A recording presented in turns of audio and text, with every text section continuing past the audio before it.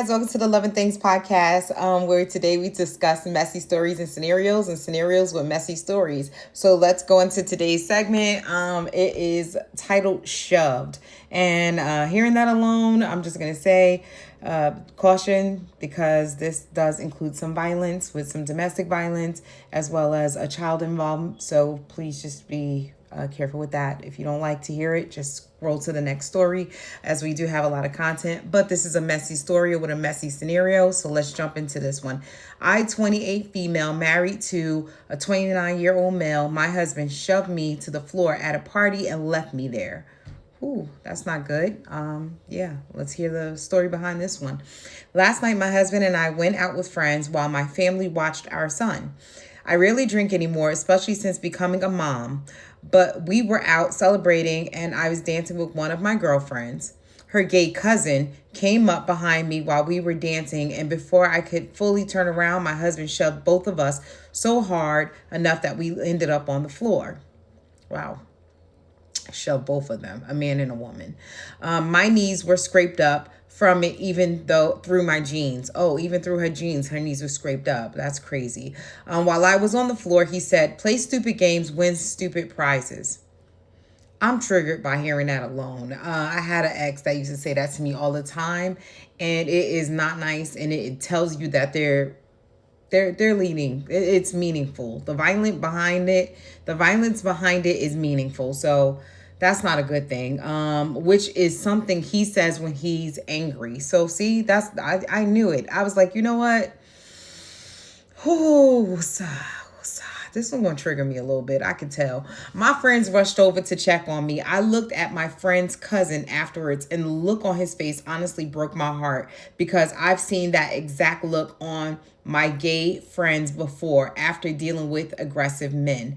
I felt so embarrassed and ashamed of my husband's behavior. When I got up, I grabbed my phone to text him, but he had already texted me saying the same thing. Play stupid games, win stupid prizes. I asked where he was, and he was already driving home on the freeway, leaving me there. I had to call my sister to come pick me up, and my dad and younger brother came too. You know, I'm happy you had the support of your family, because I can't even imagine if you didn't have them, what would have happened that night. But let's go further. When my husband called my dad and lied. Oh, let me say that again. Then my husband called my dad and lied, saying someone had pulled a gun on him and that's why he left. That never happened. My friends are genuinely good people, and there was no situation like that. Yeah, he a liar too, and violent. That never happened.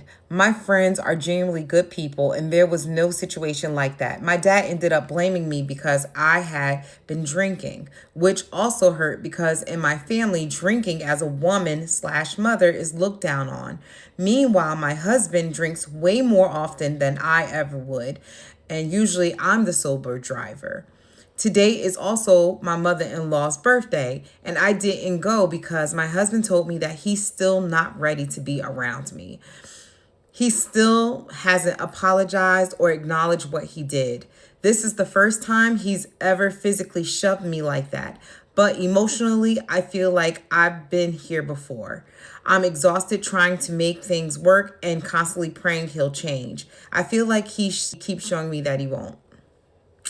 I honestly don't even know what I'm looking for posting this. Maybe perspective, maybe validation that this isn't normal. I just feel hurt, embarrassed, and tired. How do I move forward after something like this? I obviously want to stay together for our 3-year-old, but I also can't ignore what happened and the fact that he still hasn't apologized or taken accountability. That's really hard. Yeah, that I gotta tell you, my heart goes out to you, because dealing with a violent partner that's supposed to be supportive is never good. Even to walk up and cut in between the guy, like, you know, if he was confident enough, he could have kind of danced in between you and be like, "Hey, back up off my girl," and it would have been cute. We'd have applauded that, you know, that positive behavior, and reinforced his relationship. and validate, your relationship with him, even though it was a gay guy. Ask the questions, who, what, where, when, and why. Communication, people, before you pursue violence. But here we go. Let's get to some of these comments, because I know they got to be good. These comments, people do not let up. They give their opinion, and everybody has an opinion, just like a whole. I'm just going to say that. So comments came from No Professional 56. 2 months ago, you posted about him getting aggressive with your 3-year-old son in the car and worrying about him using cocaine. This is only going downhill, and you need to leave for your child's sake. And then it's an edit. It says, for everyone sharing how childhood trauma has affected them literally, health in adulthood is great extent. Thank you for being able for taking the time and sharing. Thank you for the awards. Hopefully it draws attention to your story, warning her about the possible consequences for her kid. Wishing you the best. Yeah, that was I guess a comment from an edit. From the second user, which is in comments, Wallflower, WA, not an ER, and the flower, 2341. He shoved you in front of your friends. That's a question mark with exclamation points, because I'm like, what? I'm right there with you, Wallflower 2341. Imagine what he might do to you and your child behind closed doors one day. This will not get better. Wow. Yeah, I'm in agreement with that right there. Some hitting diagnosis that's needed for him. I don't know. Let's go to the next comment. User. This one says Cola Stute. I don't know what Cola Stute is, but COOL STUITE. Cola Stute. No, or Cooler Stute. Maybe it's Cooler Stute. Who knows? Anyway, let's get to the comment. It goes, there's something to salvage here. You're being punished for his insecurities. This is just a taste of the future violence you will experience as long as you stay. You're property to him, not a partner.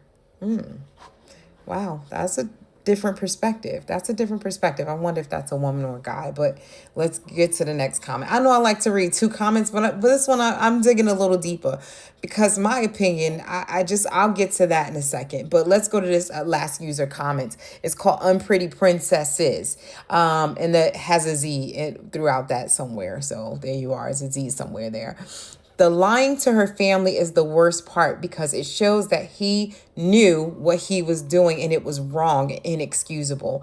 He probably knew dude was gay too. He was looking for an excuse to shove you, in their opinion, and you don't want to be with a guy who is looking for a reason, because he will always find one.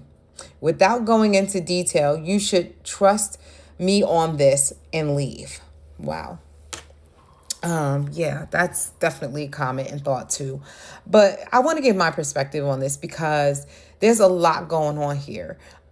Could you salvage the marriage? Is there an underlying issue? Have you guys communicated this? If you can't have this conversation where he will be open to a dialogue that's not going to be violent or turns into violence, then you need to seek professional help. I'm going to say therapy, not even just couple therapy. I would enroll him in therapy himself so he can work on whatever his issue is. And then I would then set us up for couple counseling, because something is missed there. And I don't know exactly what it is, but he's triggered by you and you're not triggered by him. So that's a big insecurity flaw within himself he needs to deal with.